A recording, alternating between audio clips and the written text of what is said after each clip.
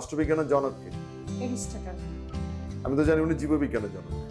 Sir জীববিজ্ঞানেরও জনক আবার রাজনীতি বিজ্ঞানেরও জনক। আচ্ছা, প্রাচীন নগর রাষ্ট্র কোথায় গড়ে উঠেছিল প্রথম? গ্রিসে। গ্রিসের কোথায়? অ্যাথেন্স এবং স্পার্টা। অ্যাথেন্স এবং স্পার্টা।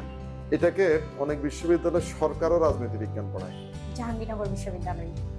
সরকার কি? সরকার কাকে বলে? সরকার হচ্ছে যে রাষ্ট্র পরিচালনার যে মূল অথরিটি এবং জনগণের সম্মতির উপর সরকারের কয়টা উপাদান অংশ? তিনটি। কি কি? বিচার বিভাগ, নির্বাহী বিভাগ। আপনি একটু সিকোয়েন্স করে বলতে হবে, আপনি একটু বিশেষজ্ঞ, একটু গুছিয়ে বলতে হবে। হ্যাঁ, এটা বলেন তো। হ্যাঁ, প্রথমটা কি হবে? নির্বাহী বিভাগ। নিশ্চিত? হ্যাঁ, সংবিধানের নাকি আইন বিভাগ? স্যার নির্বাহী বিভাগ আগে আছে।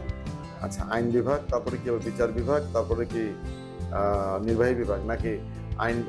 নির্বাহী বিভাগ, গুড। তারপর তারপরে হচ্ছে আইন বিভাগ, তারপর বিচার বিভাগ। বিচার বিভাগ। আচ্ছা, রাষ্ট্রবিজ্ঞানের জনক কে? এরিস্টটল। আমি তো জানি উনি জীববিজ্ঞানের জনক। স্যার জীববিজ্ঞানেরও জনক আবার রাজনীতি বিজ্ঞানেরও জনক। আচ্ছা, প্রাচীন নগর রাষ্ট্র কোথায় গড়ে উঠেছিল প্রথম? গ্রিসে। গ্রিসের কোথায়? অ্যাথেন্স এবং স্পার্টা। অ্যাথেন্স এবং স্পার্টা। এটাকে অনেক বিশ্ববিদ্যালয়ে সরকারও রাজনীতি বিজ্ঞান পড়ায়। জাহাঙ্গীরনগর বিশ্ববিদ্যালয়। সরকার কি? সরকার কাকে বলে? সরকার হচ্ছে যে রাষ্ট্র পরিচালনার যে মূল অথরিটি এবং জনগণের সম্মতির উপর সরকারের কয়টা উপাদান অংশ? তিনটি। কি কি? বিচার বিভাগ, নির্বাহী বিভাগ। আপনি একটু সিকোয়েন্স করে বলতে হবে, আপনি একটু বিশেষজ্ঞ, একটু গুছিয়ে বলতে হবে।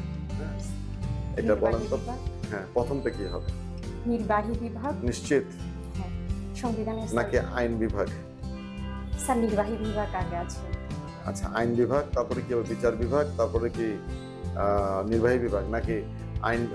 নির্বাহী বিভাগ, গুড। তারপর তারপরে হচ্ছে আইন বিভাগ, তারপর বিচার বিভাগ। বিচার বিভাগ। আচ্ছা।